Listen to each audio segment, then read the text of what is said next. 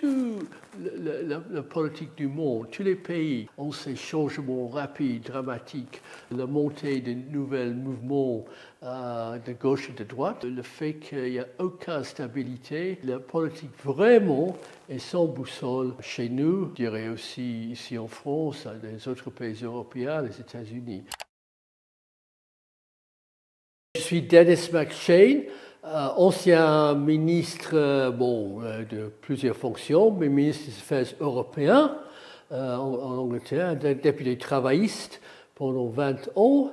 J'ai écrit beaucoup sur la politique française. 3 raisons. Le peuple en avait absolument ras-le-bol, fatigue totale des partis conservateurs et surtout les 3 derniers premiers ministres, Boris Johnson, Liz Truss et puis finalement Rishi Sunak, qui sont totalement identifiés avec une politique de droite et aussi étaient là quand l'impact de la rupture avec l'Europe devient une réalité. On a voté en 2016 pour retirer de la traité de l'Union européenne et tout le monde a dit, comme Boris Johnson, ça ne va pas vraiment changer, on peut circuler, on peut faire le commerce. Et puis, quand il est devenu Premier ministre, il a négocié un traité qui était le plus dur pour l'Angleterre jamais dans son histoire, leur histoire, d'être une nation axée sur le commerce. Mais il y avait des pratiques, surtout avec M. Johnson, qui étaient absolument inacceptables. Il était chassé de sa position de Premier ministre par ses propres députés. Ce n'est pas un vote des travaillistes ou l'opposition, ses propres députés lui ont dit « Nous regrettons, Boris, ton comportement dans pas mal de domaines, c'est plein de mensonges, c'est malhonnête.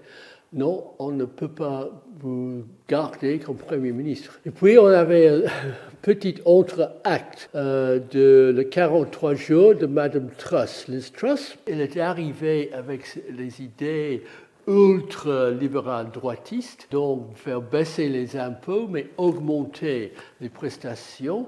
Et tous les marchés du monde ont dit « Ah ben non, ça ne va pas aller, on ne prête pas de l'argent en Angleterre. » Donc, la reine de Madame Truss était le plus court dans l'histoire de l'Angleterre comme Premier ministre que 43 jours. Et finalement, on avait un homme très technique, un homme de Davos, racisme anglais-indien, c'est-à-dire né des parents indiens immigrés en Angleterre, qui était banquier sur le Silicon Valley en Californie, très très riche. Et donc, tous les 3 combinés, impact très négatif. De l'autre côté, les travaillistes, après avoir expérimenté avec Jeremy Corbyn, son deal de gouvernement ou de leadership était inacceptable à pas mal de gens dans le parti qui ont refusé de servir avec lui. Si vous voulez une comparaison ici, c'est peut-être Jean-Luc Mélenchon. Et donc, pour chaque adhérent qui aimait bien le poing en l'air et le gauchisme, il y avait 5 qui disaient non, on ne peut pas imaginer cette monsieur-là à Downing Street. Jeremy a perdu l'élection de 2017 et pas tiré des conséquences qui sont normales dans la démocratie, c'est-à-dire de démissionner de sa poste de leader du parti. Il a un côté un peu arrogant, peut-être sûr de lui, parce que je ne pense pas que c'est un homme arrogant, et décidé, non, mes idées ultra-gauchistes sont les bonnes idées pour l'Angleterre, donc je veux me présenter en 2019.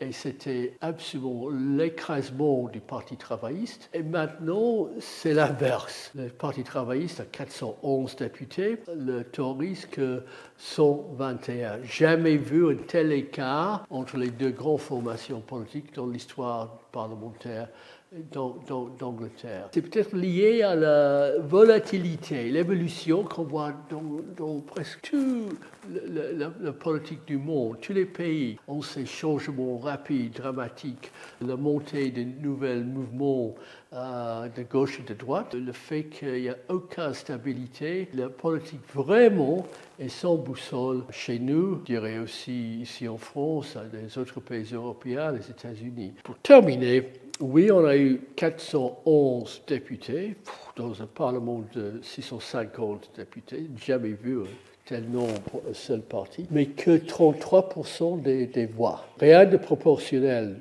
dans l'élection au Parlement britannique. Et donc, c'est 33% des voix ont donné cette énorme majorité. Et il ne faut pas jamais oublier, ce n'est pas un changement fondamental dans le pays.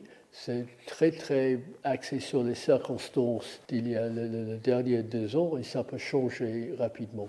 En effet, on n'a jamais eu la proportionnelle chez nous. On n'a pas vraiment changé le système d'élection majoritaire à seul tour depuis 2 siècles. Dans ma vie, j'ai vu en France des changements de système électoral qui, pour des raisons assez, je dirais, cyniques, à l'avantage d'un parti, le parti au pouvoir. Par exemple, M. Mitterrand a encouragé les premiers essais de Jean-Marie Le Pen. Pourquoi ?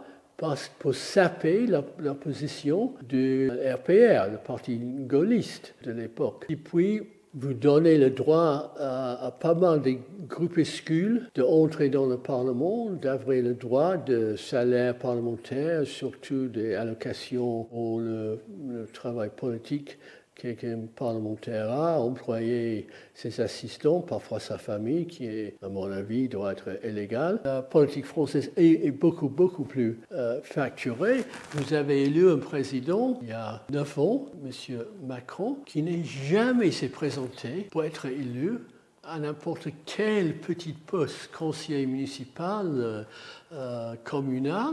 Et tout de suite, sa première élection, je veux devenir président. Et pour nous, ça c'est impensable. Nous devons passer par une espèce de ce que les Romains parlaient un cursus honorum, c'est-à-dire, si vous voulez, une échelle de grade et subir les défaites, avoir d'expérience, parce que le politique n'est pas une profession, c'est un métier que vous apprenez en le faisant. Sciences Po.